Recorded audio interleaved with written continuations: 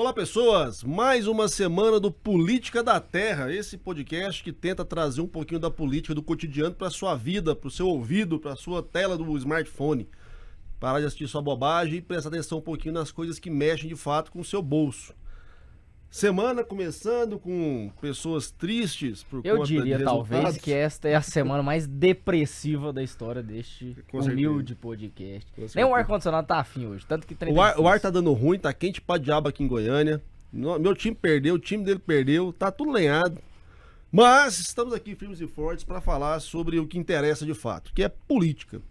E política para você entender que vai mexer com a sua vida daqui a alguns meses, né? Já está mexendo agora, mas o que vai acontecer em outubro vai dar o tom aí pelo menos nos próximos 10 anos, porque a gente já está num cenário complexo. Se a gente não mudar alguma coisa ou se não melhorar alguma coisa, vai dar muito ruim. E como vocês são mais novos que eu, vocês estão mais enrolados por mais tempo. Vitão, hoje o nosso convidado, ele sai um pouco aí dos gabinetes, mas é um camarada que entende pra caramba de política, ele é professor, cientista político. Espero que ele te dê uma aula hoje. Também espero, e dará com certeza. Afinal de contas, tivemos a oportunidade de debater em outros momentos aí. É o Guilherme Carvalho. Bem-vindo, Guilherme. Obrigado, Marcos. Obrigado, Vitor. Muito obrigado à Terra pela oportunidade de participar aqui do podcast. Estou muito feliz. Eu via sempre o Marcos postando no Instagram. Eu ficava pensando, eu quero ir nesse podcast ainda um dia. A gente já E hoje aceita que se convidem. E eu tô muito satisfeito de estar aqui hoje com vocês. Maravilha. Guilherme, vamos lá. A gente tem falado muito aqui com políticos, nego que tem mandato. Deputado federal, deputado estadual, vereador. E esse ano tá todo mundo aí naquela loucura, né? E aí, vou, não vou. Até os programas anteriores estavam muito nessa, né? Ah, vou, não vou, pra onde eu vou, como é que eu faço, o que eu viro, o que eu não viro. Porque a gente passou recentemente por um marco, né? Do calendário eleitoral, que foram as janelas partidárias, o prazo final para as filiações. Agora que passou, né? Daí da sua cadeira, o que você enxerga no nosso cenário, tanto nacional quanto estadual? Ficou bom para quem? Ficou ruim para quem?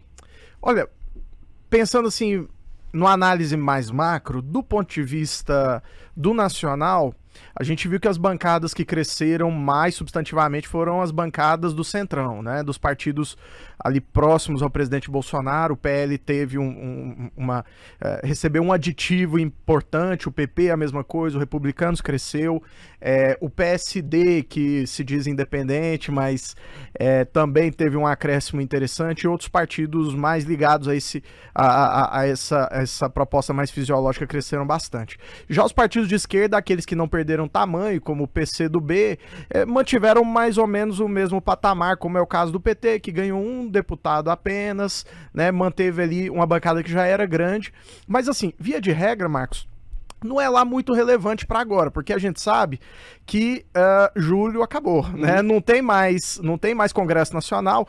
Então, assim, quem tem que estar com pressa, aproveitando essa folga de base, agora é o presidente Bolsonaro para passar o caminhão de propostas que ele tem aí, que favoreçam a eleição dele, que façam ele aparecer. Ele vai precisar utilizar esse tempo com inteligência. O tempo é muito exíguo. Ele tem abril, maio, junho, já entra recesso parlamentar e um abraço, né? E aí ninguém volta mais. Goiás, o grande vencedor é o governador Ronaldo Caiado, né?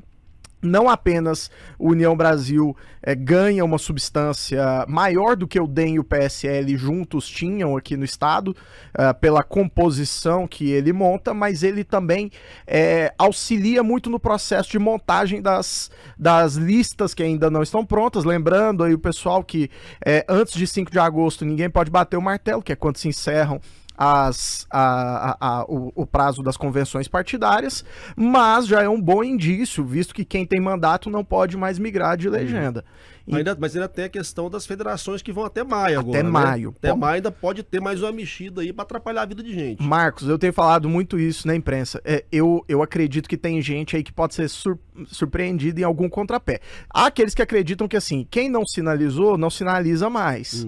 Né? A PSDB já sinalizou com o Cidadania, que devem se federar. Eu enxergo muito mais como uma tentativa do PSDB de sobreviver eleitoralmente, já que ele meio que perdeu a razão de ser, né? E do Cidadania, porque não vai atingir a cláusula de barreira. Só para lembrar ao pessoal, a cláusula de barreira para esse ano é de 11 cadeiras. Então, quem não atingir 11 cadeiras perde acesso a vários fundos, né? O FEFEC, fundo partidário e outras minuciazinhas por aí. Então, Marcos, de modo geral, esse é o cenário. Ronaldo Caiado é o campeão da janela do estado de Goiás. Essa mudança de reta final, né, de gente pulando de partido, acabou que impactou até dentro da prefeitura de Goiânia, né? A gente teve vereador migrando para partido também. Essa mexida foi uma mexida assim, de cima para baixo, para valer. E acho que talvez no município tenha pouca efetividade, porque a gente não tem aqui, né, umas bases tão consolidadas. Mas para o eleitor, né, na sua perspectiva agora de cientista político, você acha que essa galera olha e fica pensando, gente, mas o que tá acontecendo? O fulano era do partido A, tá no partido B, ele xingava o cara do partido C, tá um abraçado agora, ou pro povão, tá nem aí pra broca mesmo e a vida segue. Olha, via de regra a gente tem uma tradição bastante... Como é que eu posso dizer? A gente tem partidos que na literatura da ciência política a gente tem um termo norte-americano que se chama office seeker. Partidos que se organizam para ocupar gabinetes, né? Boa parte dos partidos brasileiros, da tradição do maior número de legendas, são de partidos com esse perfil. São partidos que se organizam para disputar eleições, para ter mandatos e ocupar gabinetes, ter acesso ao orçamento e influenciar nas políticas públicas e se reeleger, né? E isso é um mantra que o nosso ouvinte, telespectador, enfim, aquele que está nos acompanhando tem que ter na cabeça. Todo político sempre quer uma coisa: reeleição. Então ele vai trabalhar para se reeleger.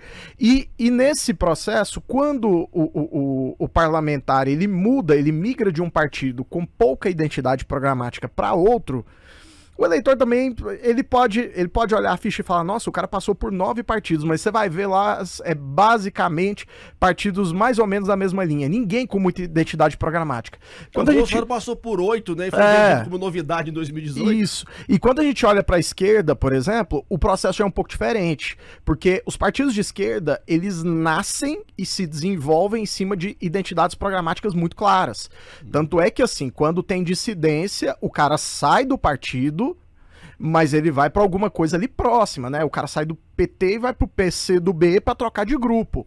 Sai do PT e vai pro PSB, ou do PSB pro PDT. O movimento do PSOL pro PSB esse ano foi forte. Foi também, forte, né? Então sempre migram pra algo que tá ali próximo. Então, até por isso, você tem muitos parlamentares de esquerda, mas você não tem muita novidade, porque a galera já é bem consolidada, o trabalho já é bem feito. Então quem tem mandato costuma ter por muito tempo, mas isso também não abre muito espaço para novidades, novas pessoas aparecerem no cenário. Então até por isso o eleitor vai sempre perceber que esses parlamentares ditos mais fisiológicos ou de partidos fisiológicos costumam ter uma maior migração e pode passar uma má impressão, mas é como as coisas são, né?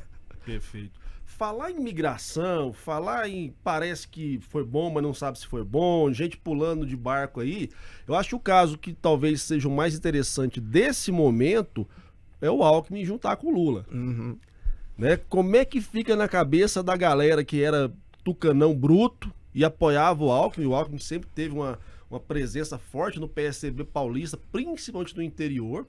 E agora vê o Alckmin colando o Lula. E até a galera do Lula, que detestava também o PSDB, tem que tomar agora o Alckmin na cara e falar, irmão, e a fala do Lula pra mim eu acho emblemática, né? Sim. O Alckmin mudou, eu mudei, o Brasil mudou. O Brasil mudou. Você para de encher o saco e bora pra frente, que a gente ganhar o jogo. Antes ele já tinha até dado o recado, né? Assim, meio que em entrevistas, meio que passando o recado pra direção nacional do PT, que ó, quem manda sou eu, né? Então eu tô articulando, eu resolvo o processo aqui, vocês cuidem da papelada. Então, eu acho que a gente precisa dar um passo atrás para entender.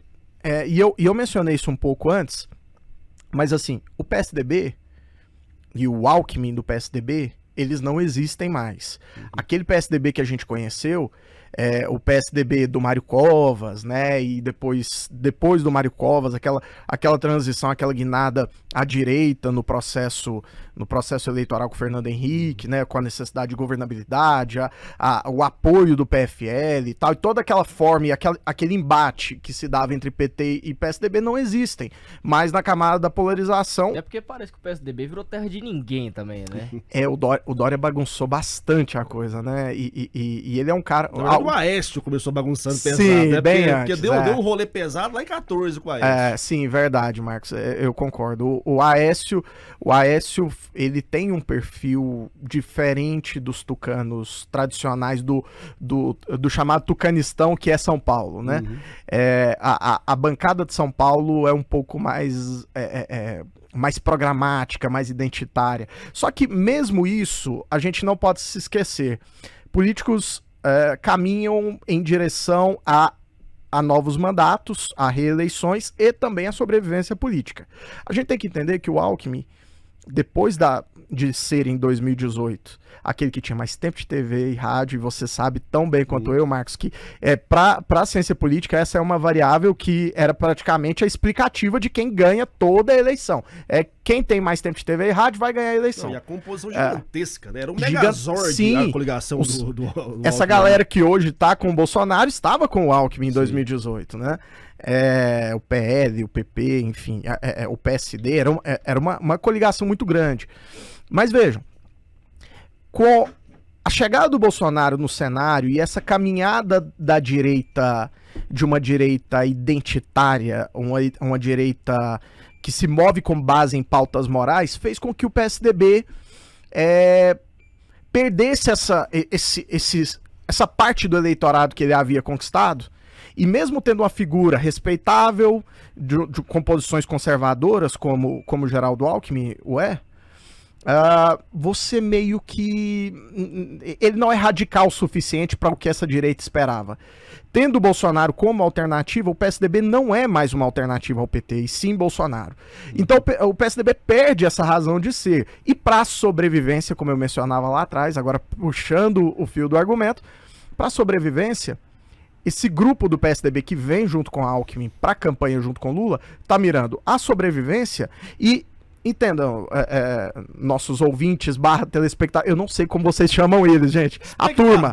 Audiência, povão. O povão. Povão, entendam isso.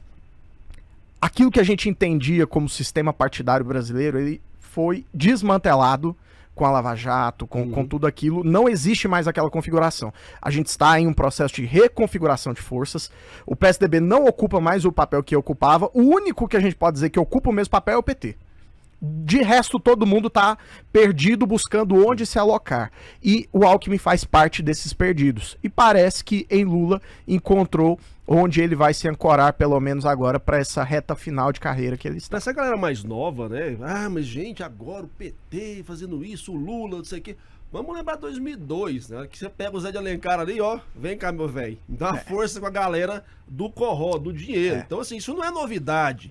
A disputa política faz esse tipo de aliança. E aí eu acho bacana. E é bom que o seja, né? Sim, Marcos? desconstrói aquela ideia de que a gente tem que ser inimigo. A gente é oponente e oposição é situacional. O povo tem que entender isso. Não é guerra. É igual eu falo assim, resolve. não tem essa de tal candidato não vai se juntar com o outro, irmão. Se rolou uma configuração que vai dar certo pros dois, os dois vai se abraçar e beijar na mesma hora. Tem que ser bom pra todo mundo. Nós pegar o Amauri e o Major Araújo aqui em Goiânia, amigo. Se precisar, os dois abraçam e vai junto. Tem que sempre fazer o bem bolado. Sobrevivência, né? E primar pelo projeto político, né? De cada um, apesar de você ter muitas divergências, você tem convergências. Eu acho que a convergência entre Lula e Alckmin é o campo democrático. É a preservação das instituições da configuração de 1988. Que pra mim também é o fazer política dos dois. Não, e pra mim, assim, é a linha mais bonitinha pra fazer um storytelling legal nessa eleição, velho. Porque tá muito polarizado na perspectiva não só o que era antes, né? Que era o embate democrático, neoliberalismo ali e tal, do PSDB, com a esquerda pseudo-socialista, porque não é nada de socialismo na esquerda do PT. Não. Isso não é mais agora. Agora é o cara que é contra a democracia, quer fechar o STF, quer fazer fake news e o diabo contra o resto. Aí você tem todo um argumento pra falar, não, vem cá, Vitão, você é um cara mais da direita, mas a gente pode borderar, porque o outro maluco ali, ó, vai acabar com a gente, vai fechar o Congresso, ele falou. Então você tem ali um argumento pra poder fazer essa história crescer na minha leitura. Se bem que eu já tenho visto alguns profissionais aí que não vai dar certo. Até teve o Abel, um cara que eu respeito muito, ele dizendo que é uma que não tá tudo errado também. É uma estratégia analógica no mundo digital. Porque ele traz que o material que tem do Alckmin batendo no Lula vai ser muito esparramado, vai ser muito espalhado.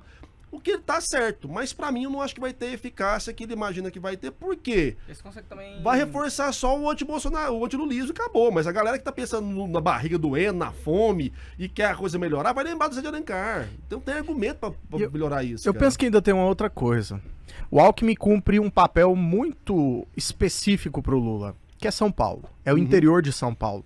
O PT perdeu penetração e as eleições municipais de 2016 e 2020 mostraram isso.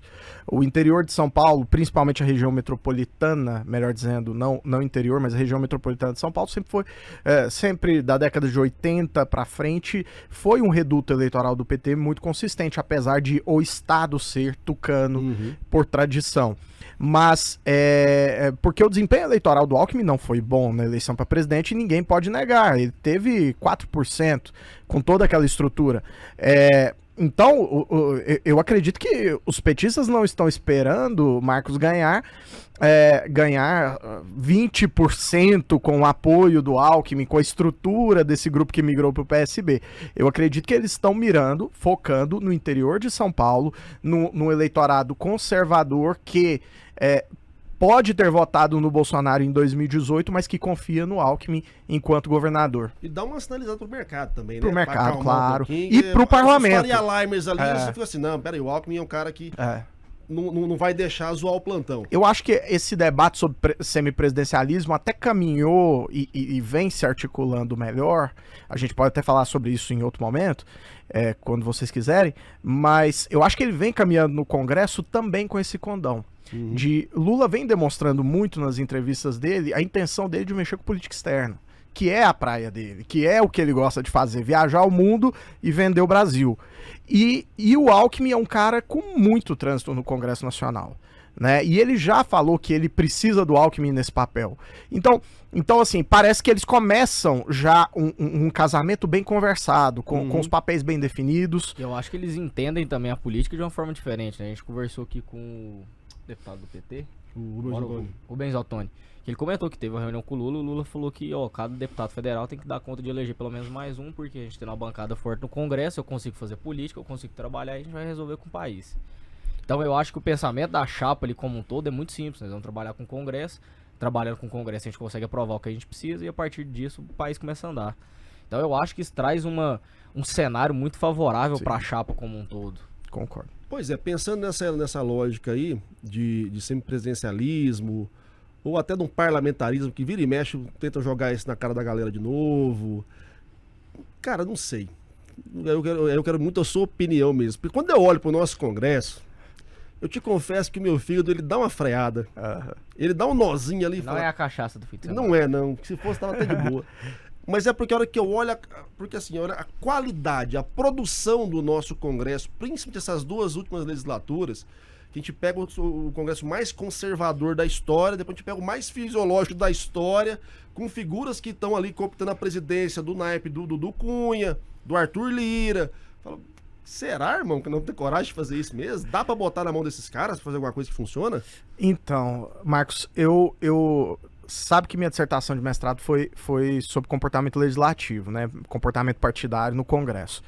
E essa é uma questão que eu sempre me indaguei bastante, porque meu foco de estudos foi na consolidação do MDB no período democrático, como ele se tornou um partido indispensável às coalizões de governo, e como ele construiu um ciclo de poder em torno de suas bancadas. A estratégia parlamentar MDBista, que hoje já não é mais como foi no desenho anterior. Mas veja, isso também me incomoda bastante, quando a gente joga com mudanças de governo como se fosse algo muito fácil. Não, a gente vai ali e troca. Primeiro, você tem algo enrijecido na Constituição. Ela previa que a discussão sobre o governo seria em 93, ponto. É claro, a gente pode reconversar, por assim dizer, sobre isso. Podemos chamar a população de novo para conversar sobre isso. Eu até acredito, no YouTube tem alguns vídeos sobre como foram as campanhas. É bem interessante, não sei se você já teve acesso, você que trabalha muito presente com marketing, como foram as campanhas pro pró-parlamentarismo e pró-presidencialismo em eu 93. Eu sou velho, né? Então eu lembro. Você lembra? Eu vivenciei aquilo ali. Sim. Era piada. Você Sim, chamava a galera coisa pra ridícula. optar sobre algo que eles não entendiam nada. Exato. Não entendia nada, velho. Do nada apareceu o maluco da monarquia. E tava lá aqui, os caras que você não ouvia falar desde o século XIX, de repente eles aparecem ali e falam assim, não, eu quero governar o país. E que reapareceram agora com o Bolsonaro, inclusive. Voltaram. Vai Exato. entender. Mas o que eu enxergo, Marcos, que toda mudança de governo, ela precisa, e ainda bem que a opção não foi pelo parlamentarismo naquele momento, ela precisa ser acompanhada por alterações institucionais. Você precisa ter instituições que fortaleçam o papel dos partidos, em especial da disciplina partidária. Eu acho que algumas mini-reformas têm sido feitas que têm caminhado um pouco nessa direção. A cláusula de barreira, eu acredito que é um incentivo institucional muito interessante à redução do número de legendas. Legenda partidária tem que servir como atalho informacional para a população. Se ela não cumpre esse papel, ela não tem razão de existir. E se ela não tem bancada, por que eu estou bancando ela em última instância? Né? Eu estou bancando lá um partido com fundo partidário, mas ele não tem representatividade na sociedade. Então, basicamente, eu estou jogando dinheiro da população fora. Esse é um argumento. Agora, tem um outro detalhe. Como é que em um congresso, e você disse muito bem, comandado por Arthur Lira, mas um congresso onde cada parlamentar faz o que quer, onde o colégio de líderes basicamente controla a pauta de votações, e se você consegue capturar o colégio de líderes, aí sim você consegue ter governabilidade. Do contrário, você não tem como ter uma agenda propositiva sendo chefe do Poder Executivo. Então, na prática, o Poder Executivo já divide o governo com o Poder Legislativo. Bastante. Só que todo governo a gente ouve a palavra impeachment de novo, reiteradamente. Por quê? Porque é sempre uma espécie de freio do Congresso não em relação a abusos do Poder Executivo, mas simplesmente de que o Executivo talvez não chegou nos meus termos da forma como eu queria. Uma discordância do Legislativo para cima do Executivo. Não só uma discordância de pautas, mas você não me ofereceu o suficiente. É uma imposição. Quase, uma imposição. De modus operandi. Tanto que agora ficou claro com a questão do impeachment da Dilma, que até o Supremo já falou, foi golpe essa porra. Assim, passou... Deixamos passar, mas foi golpe. Assim, os caras botaram a regra debaixo do braço e falou, eu vou jogar com isso daqui. É tipo Fluminense. Julgamento é político. Eu tô com raiva do Fluminense, é tipo Fluminense. Sofrendo com o Fluminense. Então, e eu vejo o seguinte, enquanto você não orientar a diminuição de legendas, e portanto o espaço de negociação do presidente ser menor no sentido de que menos partidos têm mais parlamentares e que conseguem controlar as suas bancadas por meio de instrumentos institucionais, como agora, por exemplo, a Emenda Constitucional 111 de 2021 faz um pequeno avanço quanto a alguns critérios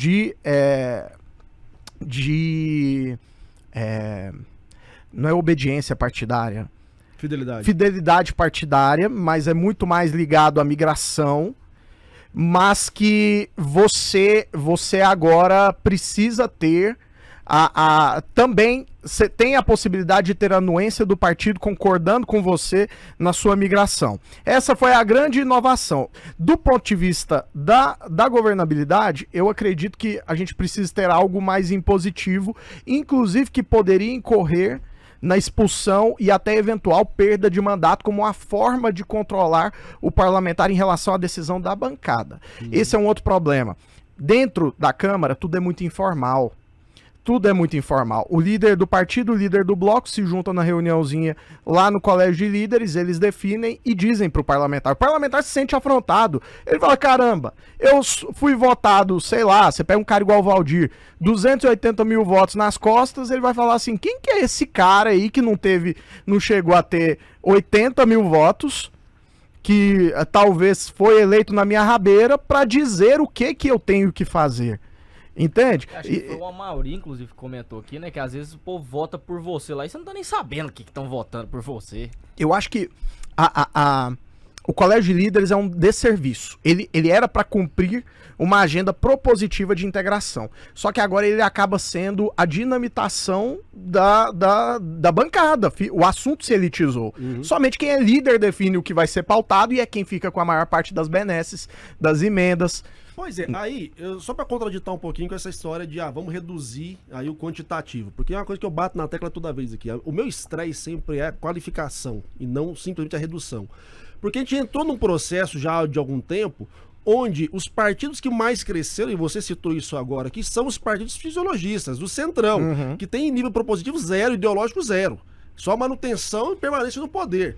Se eu parto da régua simplesmente quantitativa, partidos identitários minoritários estão tudo lascado, vão tudo desaparecer, nós vamos ter um bolo menor, porém muito mais inchado, do mais do mesmo. Ou seja, o que era para cumprir talvez uma perspectiva de qualificar a nossa política, melhorando as condições de governabilidade, mas ainda assim mantendo representatividade, vai desaparecer. Porque a gente está usando uma régua que, cara, a gente deu munição para esses malucos assumirem a maior parte do sistema político. Então eu sou meio crítico nesse ponto. Eu acho que seu argumento vai ao encontro da perspectiva de uma espécie de uma ditadura de maiorias, né, dentro do Congresso. Quando eu falo de redução, ela é uma redução programática, no seguinte sentido. Quem sobrevive, no fim das contas, é com quem o eleitorado tem identificação. Só que eu entendo... Não acha que isso aí tá começando do meio para trás? Então, eu ia... Vamos startar aqui do zero todo mundo agora, nós vamos ter X anos para fazer essa requalificação. A partir de X anos, quem não conseguir, beijo, abraço e não tem desculpa. Porque se agora os malucos já estão lá, tudo hormonado, com bomba, com bala, a maior parte da fatura... Aí eu vou cobrar que, mas se você não tem deputado eleito é porque você não tem identificação. Porra, mas não tem dinheiro, caralho. Os caras pegam a maior parte do dinheiro. Eu entendo a lógica, mas assim, por outro lado... Tá parecendo meritocracia no Brasil essa conversa.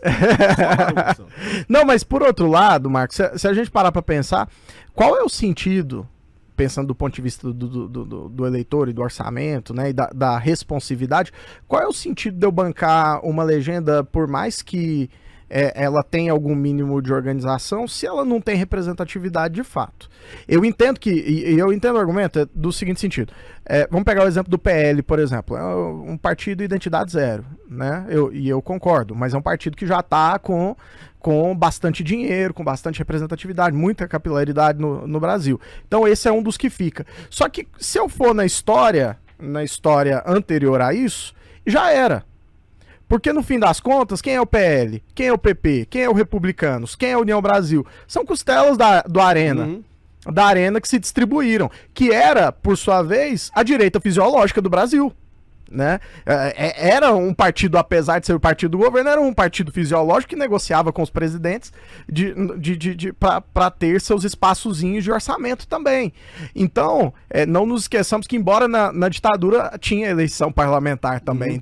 Então a gente tem esse detalhe, que tem lastro. O meu problema é com legendas que nasceram de grupos empresariais que não tiveram tradição na política, que nunca construíram absolutamente nada do zero. Você pode falar, eu não gosto do PL, eu não gosto do PP, mas a gente não pode negar que ele tem voto capilarizado há muito tempo. E ele está aditivado e ele vai lucrar nesse processo. Só que o PT, da mesma forma, ele vai lucrar nesse processo em relação ao PCdoB. O PCdoB é um partido que arrisca sumir. Mas quando eu vou parar pra olhar também, Marcos, qual é a diferença programática entre o PCdoB e o PT? Na toada que vai, quem tá arriscando sumir é o PSDB, o MDB. Né? Então, até os grandes medalhões vão ser engolidos por esses pequenos que se aglutinaram agora. Ou então eles vão se transformar numa grande legenda. Numa grande legenda de centro. É uma possibilidade. E eu acho que é uma possibilidade boa. Uma possibilidade republicana. Porque... qual é a diferença do MDB e do PSDB nacionalmente? A gente tem pontos regionais. Parar para pensar isso a nível de Goiás é impossível hoje, por exemplo. E é o que sempre travou União Brasil e PSDB também, por exemplo. Mas eu acho que seria uma boa caminhada se a gente conseguisse parar para identificar que partidos são. Qual é a trajetória? Eles têm votos agregados ao longo da história? Se eles têm, eu acho que eles são representativos. Eu acho que a cláusula de barreira, ela cumpre esse papel de de salvar quem tem representatividade e punir quem usa. E se a gente for puxar a história também, vai virar aquele rolê subjetivo de sempre um vai achar que tá sendo um injustiçado do rolê. E Sim. eu acho que vai virar um ciclo vicioso, irmão. Qualquer um que rodar ali dentro vai virar e vai falar assim, eu fui injustiçado. Um lance que eu observo em outros países é você entender que é complicado você talvez estabelecer uma verticalização do processo partidário. Porque assim, e você pontuou isso agora, os partidos que têm mais representatividade em nível federal, às vezes não são os mesmos no local, no município. Aham. E aí você instituir uma regra que valha Brasil, país continental, estados, e no municípiozinho lá de Anhanguera, com 2.000 eleitores, isso eu acho complexo. Então, de repente, pegando modelo de outros países, você tem partidos que disputam tipo Série C, Série B e Série A, saca? Você quer disputar então presidência, daqui essas cláusulas você vai ter que chegar até lá. Porque se você elimina, e a minha preocupação sempre é, a hora que você engessa demais, o processo local, ele fica prejudicado. Que é uma questão agora com as federações. Ah, vamos fazer a federação? Vamos. Beleza, vai juntar lá em cima PSDB e PMDB. E aqui, o pau vai torar de jeito. Porque assim, a diferença é muito grande, cara, porque você não tem um projeto de fato partidário. Pouquíssimos partidos, só o PT que tem, talvez o PSOL, que tem um projeto partidário vertical. Claro, de ponta a ponta. O resto, você pega cada aliança nos municípios de Goiás e fala, velho, Mas qual que é não o... tem condição. Aí eu tô andando. Qual que é o peso do partido dentro de uma eleição nesse município menor? Cara, É na o verdade, mesmo peso que você vai ter em outros municípios, outros estados? eu acho que no depende nível muito. federal? Tem partido que você tem sim um tipo de fidelidade ao partido, principalmente as classes mais, as franjas mais antigas, pessoas mais de idade, tem ali, né? Tem o cara que é MDBista raiz, mesmo que você fala do tipo, MDB, o que eu tá enxergo morto é ali. que às vezes no interior você tem essa fidelidade muito mais na família que comanda lá. Sim, sim. Tem, tipo, o personalismo tende a ser maior porque a proximidade é maior também. mesmo né? que essa pessoa mude ou não de partido, a fidelidade é à família da pessoa, por exemplo. Eu não sei o quanto o partido vai gerar esse peso no município menor pra gente vir a discutir o Não, federal. mas aí a minha questão, Vitão, não é nem o peso do partido, é a possibilidade de candidatura. Porque, por exemplo, se eu reduzo demais o número de partidos a nível nacional, no local, complica pra mim. Porque aí eu vou ter sempre duas famílias disputando. Então, se eu tenho a possibilidade, ainda que eu, vamos lá, tô na série C da política, aqui nos municípios de tantos mil habitantes, você pode ter tantas candidaturas, o cara monta o partido dele e vai. E aí ele vai crescendo. Você consegue manter uma pluralidade de candidaturas. Porque a gente já tem uma dificuldade em muitos municípios de entrar novas pessoas, porque a coisa é dominada pelo cacique local. Se eu reduzo a possibilidade de candidatura, vai e lascou de vez. Mas você não acha também que isso impõe que digamos que, como acontece em casos, essas pessoas são eleitas, invariavelmente, os outsiders dos rincões, das currutelas. Outsider da currutela. Isso aí, Patenteado. pode patentear, porque essa aí é a raiz. Um outsider na currutela e tal, o cara que não fazia parte da tradição. Mas exige um certo, pelo menos para governar, existe uma certa necessidade também de composição com essas, digamos, se tem duas famílias, existe que esse terceiro ponto, para conseguir tocar uma agenda municipal, também precisa de um certo nível de assim, composição. Então, eu não sei se ter um terceiro candidato, ele acaba mudando com a lógica de caciquização também, não. Tem Porque, na outra verdade, a questão disputa é também. sempre no majoritário, né? Tipo, Sim. pra vereador, Não, é uma cabaré e de eu sério. tenho outra É uma questão. barata voa. Vamos lá, mas a gente não vai acabar com os partidos, né? Mas estão acabando. Sim, mas assim, ainda Vai vamos ter acabar. alguns. Cara, nesse município pequeno você vai ter quantos candidatos, cara? Você não tem 10 candidatos. Então eu acho que você tem sim um número de partidos que atenda, talvez. Então, vamos debater então que número seria esse. Vamos debater isso. E não simplesmente estabelecer uma regra nacional, empurrar de cima para baixo, desconsiderando as idiosincrasias de cada ambiente. A minha crítica é essa. Ah, então tem que ter 1 milhão? Não. Mas vamos debater caso a caso? Vamos debater como é que é a política feita no municipal. Como é que é a política feita no estadual? Como é a política feita no federal? E vamos tentar entender qual é a melhor forma. A minha questão é entender a melhor forma. Mas você não acha que isso acaba por regionalizar os partidos, não? No seguinte sentido, voltar ao período da Primeira República, onde a gente tinha partidos locais. Cara, eu não vejo problema. Porque, assim, eu entendo que as lógicas são diferentes, mas para a construção de uma pauta nacional, impõe também uma lógica local, em certo sentido.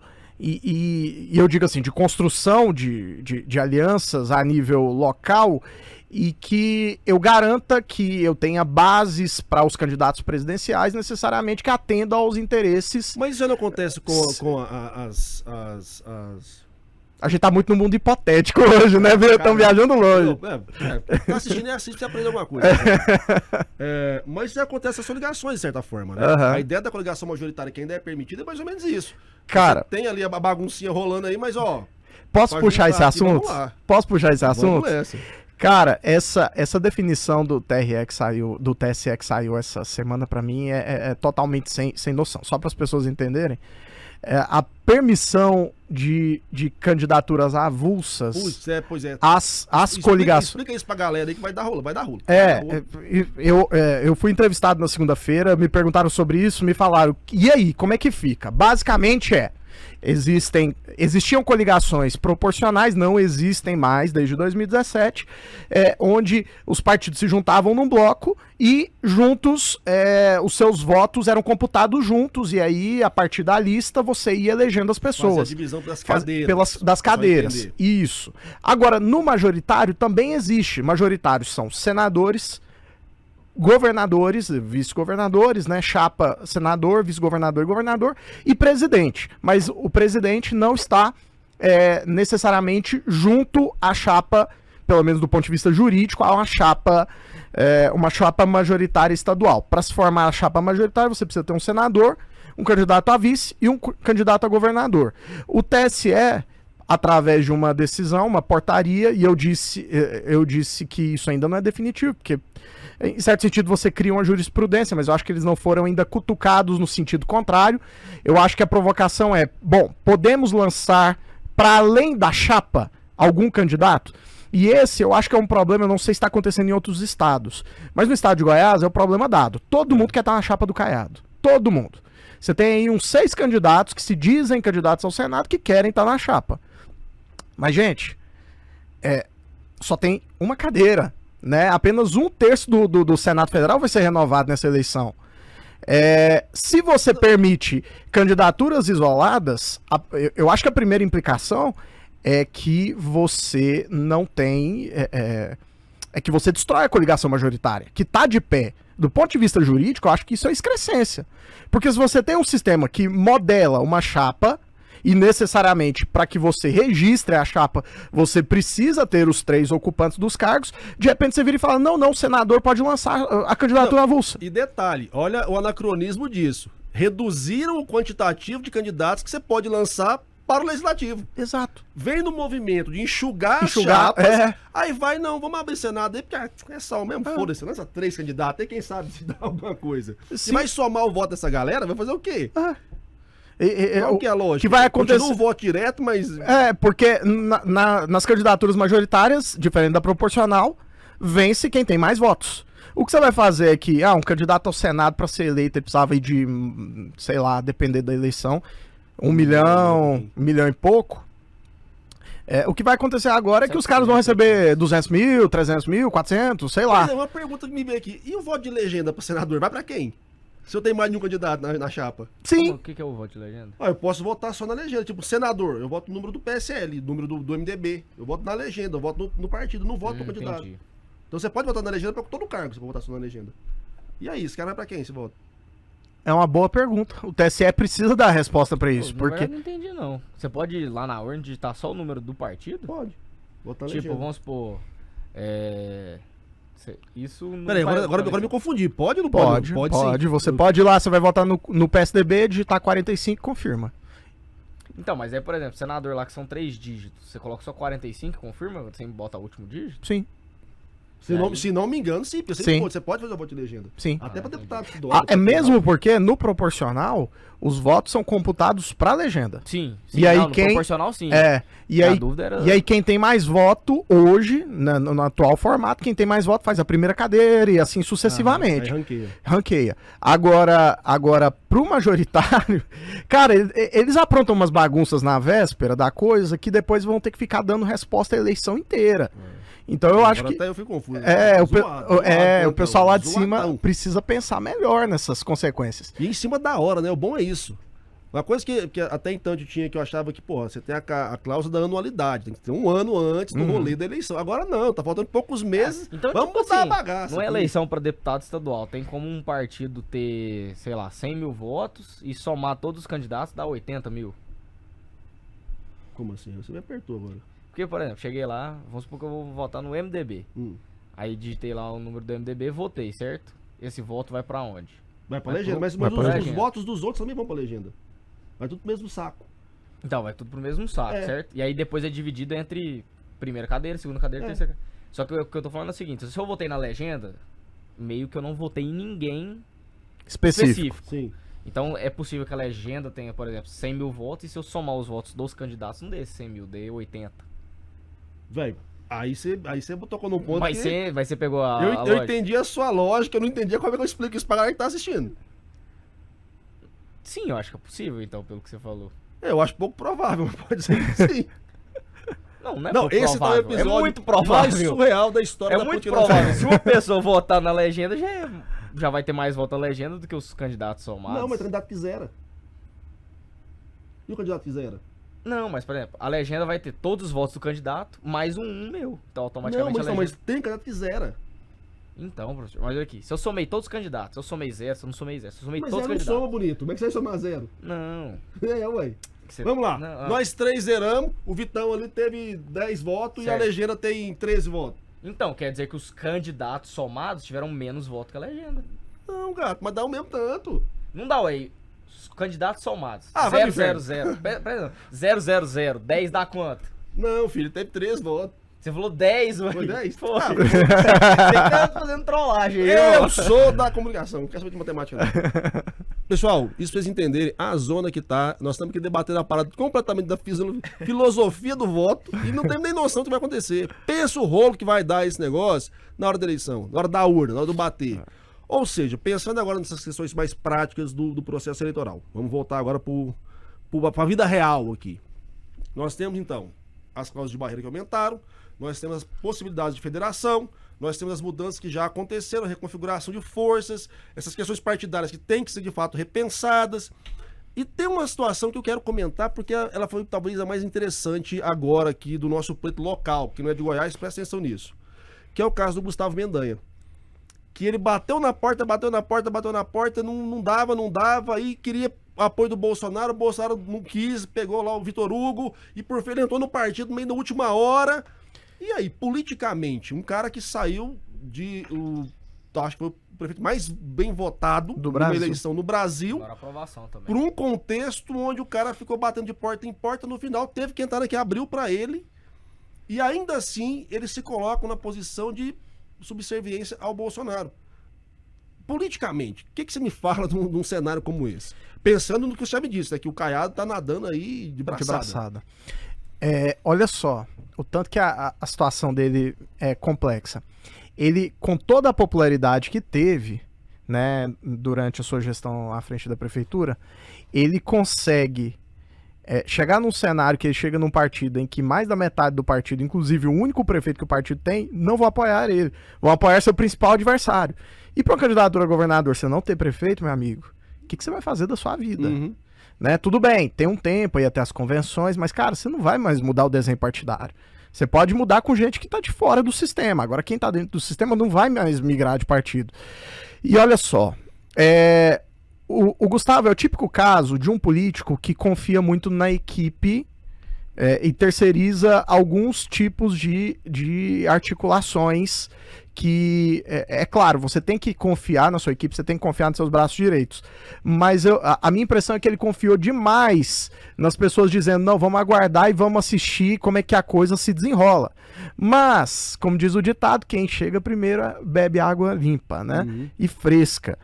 Ele demorou demais, ele viu o samba acontecendo na frente dele, mas ele não viu o que estava acontecendo atrás, nas costas dele, que estava todo mundo correndo em prol de, os prefeitos estão correndo atrás de recursos nesse momento, porque eles estão agora em segundo ano de mandato, então o prefeito ainda tem uma longa trajetória, tem que pensar na sobrevivência eleitoral. O abaixou o ICMS, acaba com todos os municípios. Né? Ele tem um poder de agenda muito forte, ele tem um poder de agenda muito interessante. E isso gera uma pressão para com os deputados. Aqueles que o Marconi chamou de gatos de palácio, todos realmente migraram, né? E aí a gente tá falando de Sérgio Silveira, a gente tá falando de Chico, do Chiquinho, estamos falando da Lúcia Vânia, que não tem mais mandato. Não sei se foi verdade, né? Mas viu a notícia da possibilidade da Flávia Moraes virar ser vice do Gustavo. Nossa, essa eu não ouvi, não. Essa eu não ouvi. Que parece que tava rolando mas eu acharia muito estranho. Ela é da base do Caiado.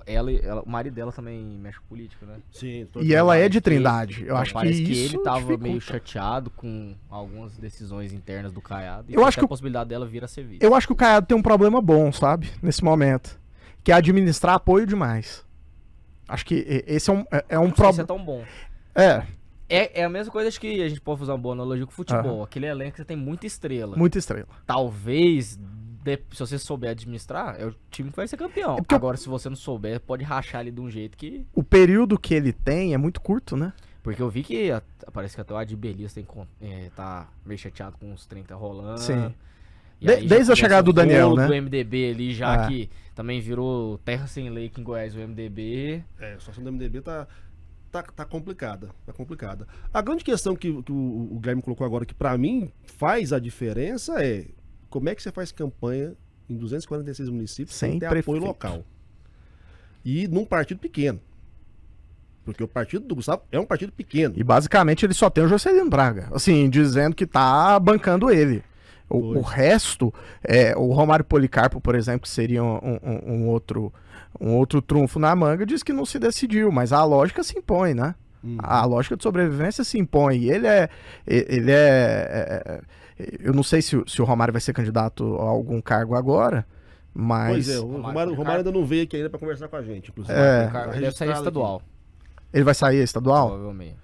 A estadual. Então, uma certa lógica se impõe aí de ir para onde você tem maiores condições de sobrevivência, mais palanque. É muito complicada de se analisar do Gustavo, porque assim, numa hipotética derrota, que é o cenário hoje mais claro, provável, fica sem mandato 2 anos. Daqui 2 anos ele vai ser candidato a quê? Não pode ser candidato à prefeitura, acredito eu que não vai sair a vereador, então vamos botar aí, mais 2 anos sem mandato. Ficar 4 anos sem mandato pra tentar voltar a um cargo executivo daqui 4. Uma analogia maior seria o Eduardo Leite, por exemplo, a nível nacional. Um cara que deixou num contrapé, a possibilidade de deixar o governo do estado, ele ainda pode disputar, né? Mas isso não tá muito claro. Mas o caso do Gustavo ainda é um pouco mais complicado. Gustavo segue os passos da cagada que o Daniel fez. De ficar sem mandato, tentar segurar. Faz sentido. Até que ele chegou num ponto que assim, ou ele olhava com Caiado ou esquece, irmão. Acabou a política. E grupo político, eu não sei se o Marcos vai concordar comigo, mas grupo político é o seguinte: você é o líder do grupo enquanto você tem como suportar a galera ali. Dar condições pra eles, cara, né? Pra eles se manterem no poder. A partir do momento que o Gustavo não tem mais mandato, mas ele também não tem uma estrutura por trás dele, que isso ele abandonou quando ele deixou o Daniel, quando ele deixou o MDB, quis ter a própria estrela, ele acaba ficando numa posição muito vulnerável. Do Daniel. O Daniel é um cara que caiu como vice agora, acho que meio que assim, meio na sorte, meio no vamos ver e tal. Às vezes com a promessa ali de que daqui 4 anos vire o candidato normal, né? O cara provavelmente sai a senador, Daniel entra pra governador. Só, cara, 4 anos tem coisa demais pra acontecer. Pra chegar daqui 2 anos, os caras dão um golpe. Eu tenho uma outra hipótese. Posso cravar aqui? Manda lá. No Política na Terra? Pra mim, 2026, Ronaldo Caiado é candidato a presidente da República. Eu penso que é uma construção que ele tem feito também. Eu já bati nessa tecla há um tempo. É um projeto dele desde 89. E pra mim, o União Brasil tá se movendo nesse sentido. Até vetar o Moro. Eu concordo, em partes também voltando no mesmo que eu falei do Daniel, né? Porque 4 anos é muita coisa.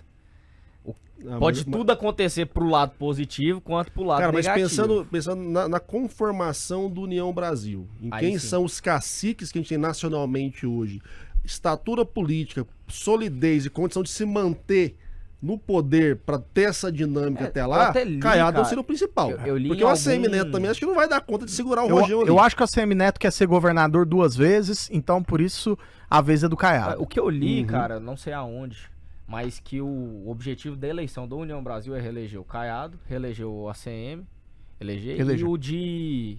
acho que é Mato Grosso ou Mato Grosso do Sul.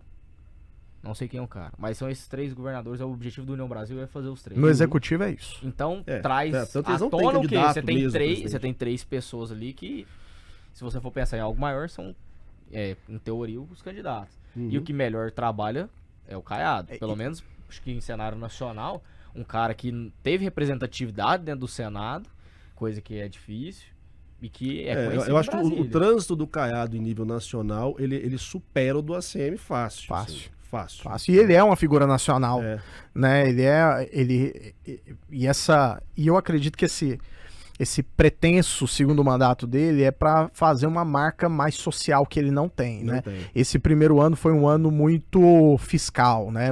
Esse primeiro governo muito marcado por equilíbrio fiscal, uma agenda que ele sempre teve enquanto parlamentar, de equilibrar contas, etc, etc e tal. Eu acho que agora ele vai chegar no momento, inclusive o RRF, para mim, tem uma congruência com esse processo, é de agora fazer um governo com a cara mais social, de entregar benefícios para que Goiás seja um modelo para ele apresentar para o Brasil. Mas assim, eu tenho né? uma dúvida agora, porque eu acho que eu era muito novo na época, mas o Marconi fez um caminho meio assim pra tentar chegar também a ser candidato a nível nacional, não fez? Cara, eu acho o Marconi Porque acho do que que eu me lembro, teve um... Aí eu era muito novo, mas teve umas conversas de talvez vir um Marconi a vice-presidente. Eu acho que foi uma conversa muito aqui, sabe?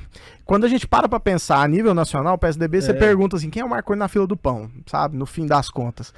Lembrando que você tem Minas e tem São Paulo. Sim. O problema do Marconi é que ele tinha que vencer o PSDB primeiro. O PSDB era muito complicado porque e numa fase onde o PSDB vinha do Fernando Henrique, Alckmin, Aécio, Serra. Era muito cacique. Muito cacique velho. acima. O União Brasil agora é terra de ninguém, irmão. Eu acho que o PSDB ele é um partido que ele vem de São Paulo, Minas, não é igual o União Brasil, que vem muito mais agora de Brasília, parece O União aqui. Brasil agora é outro rolê. É outro sistema, outro processo, processo. Eu sei que zoado, nunca vi um ano eleitoral tão zoado quanto esse. Tá. Só pra não deixar vocês aí, sem ter certeza, porque o Vitão bagunçou o rolê aqui, ó, pegando no site do Republicanos. Tá aqui. O voto em legenda é aquele que o eleitor digita na urna apenas 2 números que identificam o partido, não manifestando sua vontade por um candidato específico, mas por qualquer dos candidatos do partido que tenha votado. Ele pode votar assim nas eleições proporcionais, vereador, deputado distrital, estadual e federal. Basta digitar os 2 números que são o número do partido e dar o confirma. Então a tá, majoritária tá não correto. Não, a majoritária já é o nome do partido, né? Já é diretamente o número do partido. Mas dá pra fazer. O meu super questionamento não foi respondido. É um questionamento irrelevante também. Claro O importante que não. é os caras vão ser eleitos, miserável. Claro que não, vai que alguém usa Quer meu argumento pra tumultuar. falar que é fraude. Quer tumultuar esse bolsonarista aqui. Guilherme, reta final aqui do nosso Respeito programa. os Eu bolsonaristas, te pedi 1 hora só do seu tempo, você tem um compromisso agora. Vamos lá, você já cravou aí a sua percepção mandinazística que o Caiadão tá na perspectiva de olhar lá pro Planalto. E que o cara vai ganhar. Não, isso eu já... isso eu não disse. Isso eu não disse. Mas dá pra Possível, entender. possível. Mas vamos lá, pra gente fechar aqui a edição de hoje. A gente tá vindo aí de eleições de 2018 que foram bem zoadas, onde a gente teve uma reconfiguração do processo político em nível partidário, de alianças e tudo mais, mas também em nível de personagens. A gente veio de 2018 com a eleição das bancadas youtubers. Galera que tinha zero noção de política, mas fazia videozinho de TikTok, ganhou voto pra caramba. Deu ruim. Deu pra ver que deu ruim. Alguns movimentos que surgiram lá de 2013, 14, igual o MBL, estão em frangalhos. Aqueles tais movimentos suprapartidários que vêm tentando achar que vão emplacar a gente outsider também não deu muita coisa. O que você imagina de resultado para o Brasil em nível de congresso, de conformação política a partir de 2023? Olha, eu acho que a gente volta, em certo sentido, à estaca inicial. E que, sinceramente, aí dando opinião pessoal e não como cientista político, é de onde a gente nunca devia ter saído. porque a política exige um certo grau de profissionalismo que o Brasil não é para amadores nem a política, né, meus caros? Não é fácil você entender as minúcias, o sistema. É claro que aí vão vir acusações, mas e a corrupção? A corrupção não é a culpa da política, né? A corrupção ela tá entranhada em tantos processos sociais que os políticos, aqueles que cometem algum descalabro, participam de algum processo de corrupção, também refletem a corrupção em níveis mais micro. Interrompendo só rapidinho, tem uma entrevista do João, marqueteiro do PT, João Campos? João Santana. João Santana. Já assistiu no Roda Viva? Vi. Muito boa, que ele fala sobre isso. Da corrupção enraizada e de como ela, na verdade, não afeta tanto o processo igual o povo imagina. Inclusive, ele retruca um jornalista da Folha de São Paulo, que ele falou, todos os jornalistas da Folha de São Paulo recebiam dinheiro. Inclusive, a Folha de São Paulo proibiu de cobrir eleições por causa disso. Não, e o lance da corrupção, vamos ser honestos, né? A corrupção é algo da humanidade. E talvez... Você fura fila, você é corrupto, irmão. E talvez, vamos pensar assim, nas camadas sociais, a que é mais vigiada são os políticos. Sim. A que mais aparece são os políticos. De quem é mais exigido transparência, Exato. né? Vai pegar o empresário que só nega imposto pra caramba. Exatamente. Vai pegar essa galerinha aí que faz trabalho escravo e tem mega empresa. Então assim, pera aí, galera, vamos com calma nesse rolê aí. A verdade, Marcos, é que é algo que a gente concordou em outro momento, é que a pauta dessa eleição é comida no prato. Então, eu acho que tem mais chances quem apresentar maior viabilidade de comida no prato, ou seja, é o político profissional, é aquele que sabe dialogar com a população, que tem as mensagens certas, tem a prática, a prática de sempre o fazer, conhecer os meandros e com isso conseguir fazer as coisas andarem. Então eu acredito que a gente vai ter uma renovação de tradicionalismo. Então voltam figuras tradicionais, ou pelo menos de uma cultura mais tradicional de se fazer política para o Congresso Nacional. Eu acho que essa é a minha expectativa. Tendo a concordar muito com o Guilherme, eu acho que vai ser o retorno de uma galera mesmo, que ficou de fora na eleição passada porque tava na modinha dos youtubers, dos outsiders, do não sou político, deu ruim, esses caras não entregaram nada. Então acho que agora volta um pessoal aí que já tem know-how pra falar assim, irmão, você viu que não deu certo?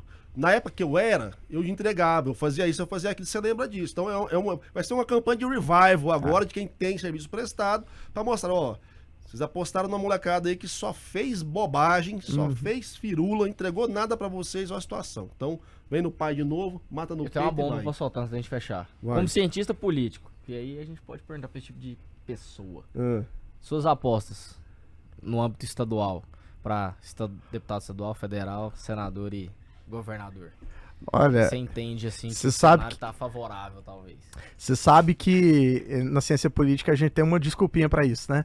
A gente fala mantidas as variáveis constantes, né? O cenário estando como está, pra mim, Ronaldo Caiado tende a ser reeleito no governo do estado de Goiás. Acredito que a configuração pro Senado bagunçou, agora eu não me arrisco a chutar mais nada. Não dá nem pra saber direito. Não dá pra saber. Marconi. Eu poderia arriscar o Marconi, mas eu não sei se o Marconi vai ser candidato, não sei se ele tem estrutura pra competir como candidato no sentido. Eu acho que se o Marconi sai pro Senado, ele leva. Eu acho que se ele eu sai... não Até sei. porque eu acho que com a saída do Henrique, ficou um meio tipo, cara, quem que vai bater de frente? Não, mas se for... O Henrique Meirelles, a única coisa que ele tinha mais que todo mundo era dinheiro. Mas o Baldinho tem dinheiro pra caramba também. O Baldinho tem dinheiro pra dar em porco, velho. Mas assim, acho que grana por grana... O João Campos vem com estrutura do governo. Vem com estrutura do governo federal. O Republicanos cresceu pra caramba. Também. Então... O problema do João Campos, eu acho que ele reverbera muito pouco. Em nível social, assim, e interior, acho que não sei se ele tem esse peso. E não tem o recall que o Marconi tem. Sim. Se a gente for... Aí, aqui é especulação, viu, galera? Especulação pesada mesmo.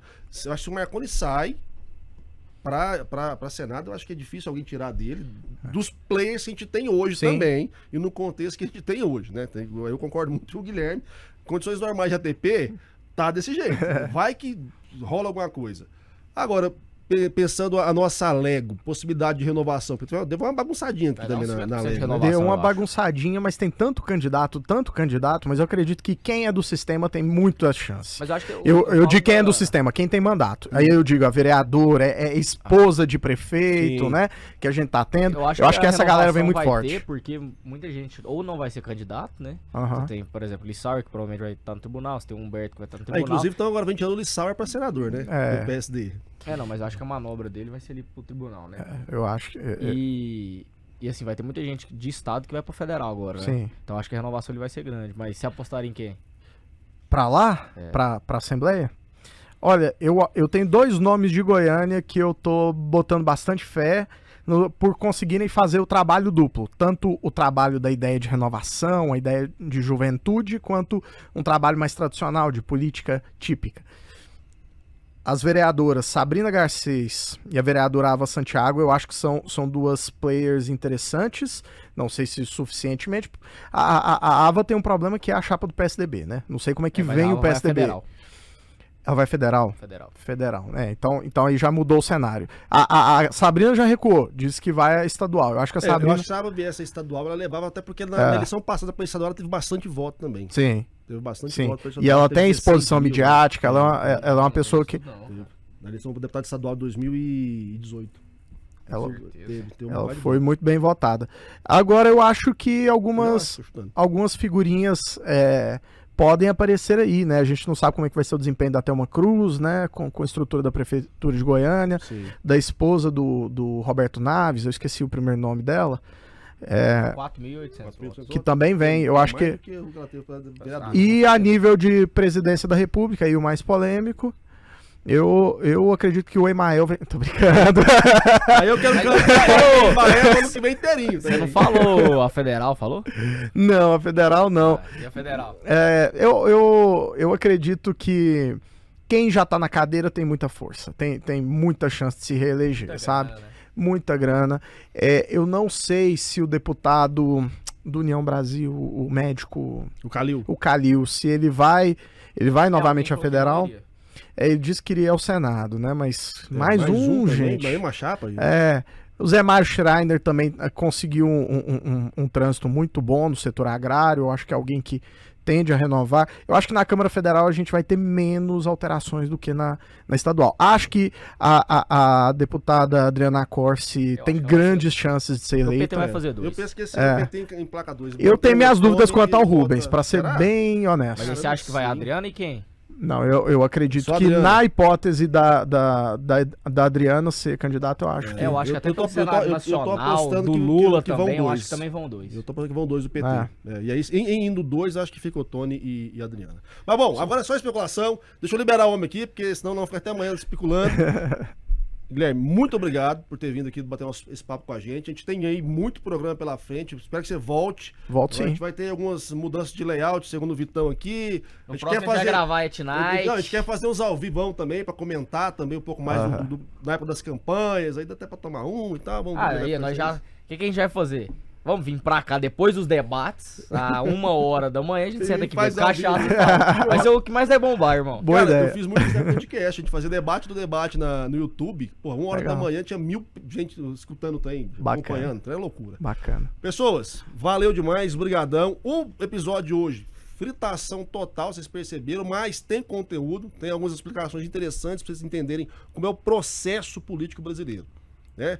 Fala mal, xinga, fica bravo, mas vamos tentar entender o que o Guilherme falou aqui. O processo está estabelecido, o processo é esse. A gente pode debater o processo, querer mudar? Beleza. Na democracia, na paz, no diálogo. Não dá pra meter o pé na porta, não dá pra impor, não dá pra virar uma ditadura, porque nenhuma deu certo. Belezinha? A gente volta semana que vem. Valeu, até mais.